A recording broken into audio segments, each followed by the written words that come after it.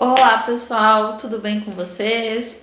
Aqui é a psicóloga Tatiane, tô aqui com a psicóloga Marina e a gente vai falar um pouquinho sobre o que é bipolar.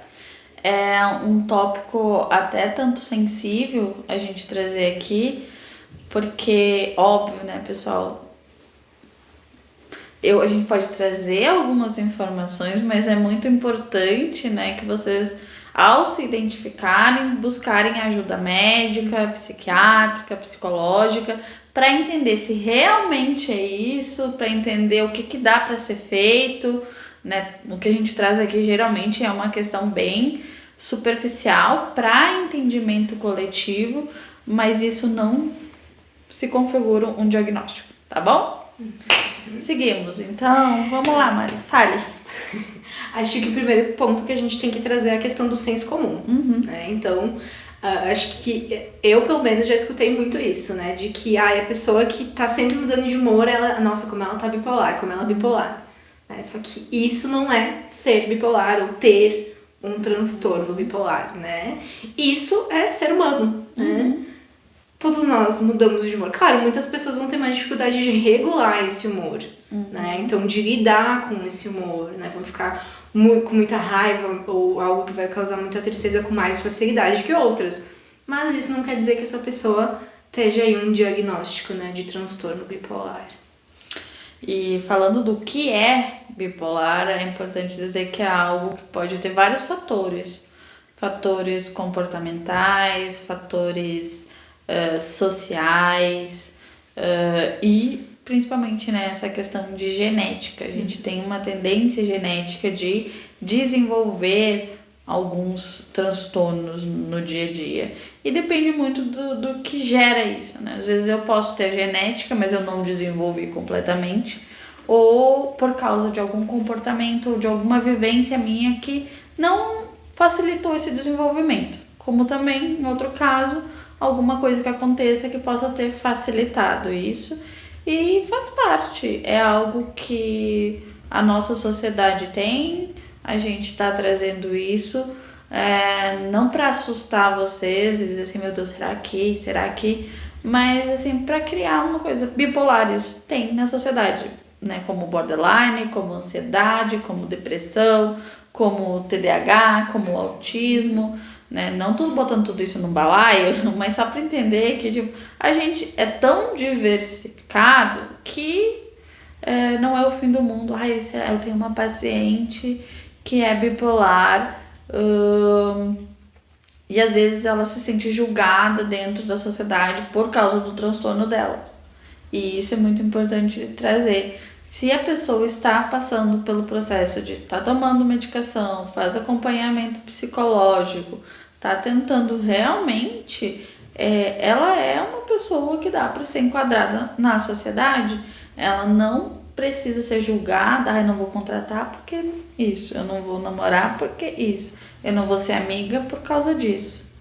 Então, vamos também não criar um monstro em cima disso e aceitar que realmente isso tem, né, um acompanhamento, um cuidado e um tratamento, se a gente for parar para pensar. E agora explicando um pouquinho melhor, né, trazendo o que está no nosso manual, né, de diagnóstico aí, a gente fala muito de dois tipos de transtorno bipolar, que é o tipo 1 e o tipo 2. Né?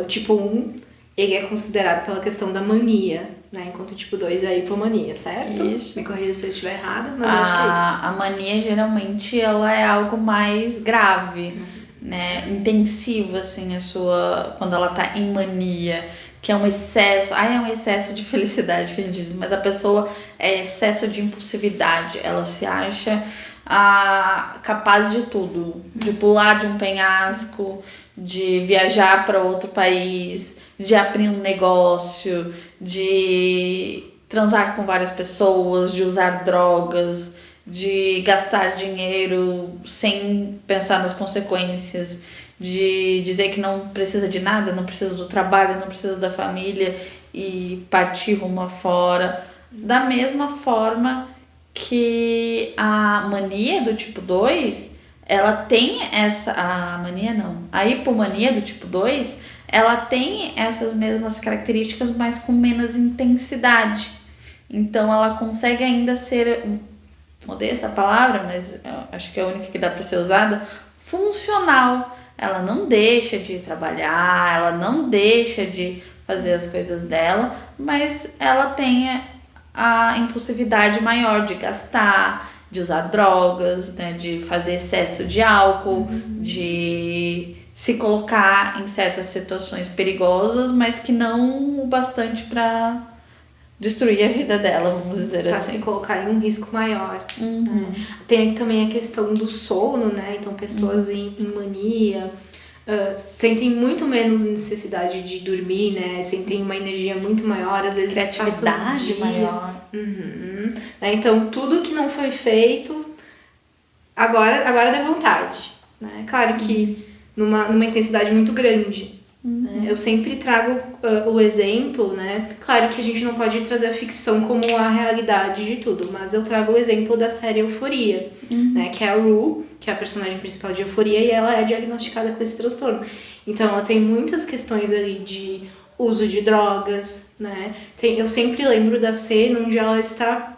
É isso, ela não consegue dormir, ela tá tão ativa que ela vai pra lá, vai pra cá, ela fica dias naquilo. Né? Então é um caso bem que dá pra ver bem a mania. Né?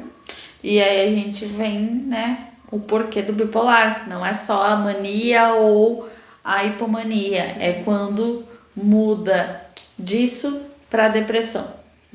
E aí a pessoa fica na cama, a pessoa não tem energia de nada, a pessoa acha que não dá conta de nada, a pessoa entra numa depressão muito profunda. Né? Às vezes mal conseguindo levantar da cama para ir trabalhar, para conviver, para socializar, para comer, para tomar banho, para fazer qualquer outra coisa, porque ela tá no seu estado depressivo. E outra coisa também que eu queria trazer aqui, que foi a Mari que falou, né? De uma hora para outra mudou de humor, é bipolar. Não. A bipolaridade real, você não consegue ver a mudança de uma hora para outra. Ela vai sendo gradual, né? Ela vai ficando depressiva conforme os dias vão passando. Não é assim, hoje eu tô super feliz, hoje eu tô vida louca, você diz, e amanhã eu não consigo levantar da cama. Não, vai diminuindo a intensidade ou vai aumentando a intensidade conforme os dias vão passando. E geralmente a pessoa que tem o diagnóstico de bipolar, ela não pouco se percebe que ela tá passando por essas mudanças. Quem muito vê é a rede de apoio, que nota essas alterações. E é muito importante que essa rede de apoio alerte as pessoas. Né? Tipo, olha, eu acho que você tá começando a entrar em mania ou hipomania, né? Até mesmo para ela conseguir, de algumas maneiras, criar estratégia junto com a profissional, e a profissional também vai notar, obviamente, como que ela pode lidar com aquilo naquele momento, né? Como se fosse um esquema de proteção, tanto para depressão quanto para mania ou hipomania. Algo que eu vejo muito, né, em alguns pacientes no consultório são mudanças de pensamento. Então, a fase onde essa pessoa está se sentindo mais deprimida é a fase onde ela não serve para nada. São pensamentos bem de uma pessoa deprimida mesmo. Não serve para nada, não consegue fazer nada, não é capaz de nada. E daí, quando vai mudando para uma hipomania, para uma mania, posso tudo. Ou então, na hipomania, né, conseguir fazer isso aqui que eu tava semanas que eu não conseguia, que era algo extremamente simples, mas que eu não tinha, às vezes, nem energia para fazer. Né? Então, essas mudanças também são percebidas. E quando a pessoa não faz um acompanhamento, não toma medicação correta, ela tende a perder relações. E é muito importante trazer aqui que o quanto é importante o acompanhamento de profissionais, porque ela não nota. Às vezes ela pode ser uma pessoa extremamente criativa, o trabalho dela, que ela entrega, é fundamental, mas se ela não sinalizar, se ela não notar, se ela continuar nesse ciclo, ela perde os trabalhos porque ela não vai trabalhar, porque ela não entrega os projetos, porque ela passa 4, 3 dias, uma semana vida louca, né? Ou em estado extremo depressivo e não quer falar nada pra ninguém. Então é muito importante que a pessoa procure ajuda profissional e sinalize as pessoas que estão próximas para que elas tenham compreensão do que pode estar acontecendo com você, para que a relação tanto do trabalho, das amizades, do romance e da família não se quebrem, né? Porque elas têm uma compreensão que é um bipolar, que a pessoa precisa ser sinalizada, que ela vai compor a sociedade, porque ela pertence à sociedade, mas isso não significa que ela possa não ter esses momentos. Eu tô depressiva. E eu vou ficar depressiva, e aí, né, a outra pessoa não entender que é um estado que ela vai estar naquele momento. Né? Se ela não conseguir trabalhar também, vai ser um momento em que a empresa vai compreender isso, né? O teu próprio negócio, enfim, o que você quiser fazer. Em relação aos sinais, Mari, como que um bipolar pode identificar que ela está passando pela depressão para mania e da mania para depressão? Primeiro que eu acho que sem terapia é muito mais difícil, né? A terapia vai ajudar a identificar essas questões, mas o que pode ser visto, então? Por exemplo, se a pessoa está ali na questão mais deprimida, então começa a ter mais energia, começa a mudar essa questão de não consigo fazer nada para poxa, que eu já tô fazendo, né? Que nem a gente falou, a hipomania, ela é um pouquinho, né? Os sintomas são, não digo mais fracos, mas eles trazem menos, qual que é a palavra? Prejuízo, né? Do que uma mania. Então, às vezes é mais difícil de identificar, né? Na mania tem todas essas questões de procurar adrenalina, né? Procurar fazer coisas que acabam sendo risco, né? Então, utilizar drogas, álcool, sexo, questões assim. Enquanto a hipomania é realmente mais tranquila, não seria bem a palavra? Não é tranquila, eu acho que é aceitável socialmente. Também. Eu acho que é mais nesse sentido, né? Ela é uma pessoa muito alegre, ela tem os momentos dela.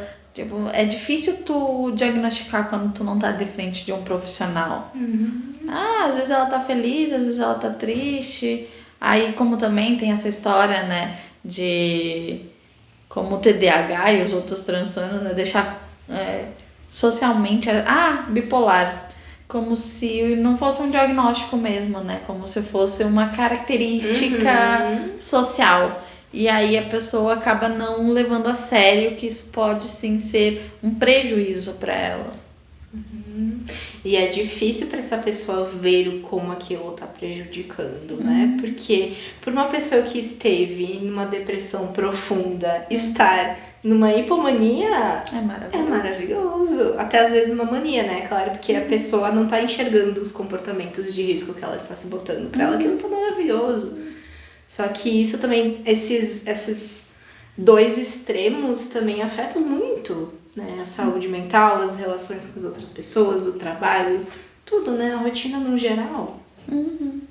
A gente não tá tentando aqui ser muito repetitivo, é só para vocês tentarem, né, perceber algum familiar, alguma pessoa próxima, compreender também o que é bipolaridade, se já tem o diagnóstico, se já tem uma suspeita. Mais uma vez a gente vai repetir, procure ajuda médica, psicológica. É muito importante que a pessoa faça o tratamento de forma correta, né? Eu sempre vou colocar e bater nessa tecla. Se você começa a medicação, para, a medicação ela tende a não fazer tanto efeito como deveria a longo prazo.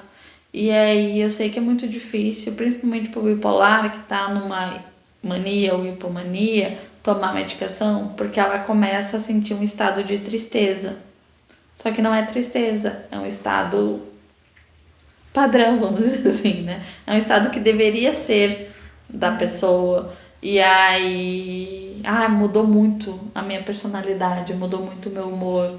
Não, ele só estabilizou porque você estava em mania ou hipomania. Tá bom, pessoal?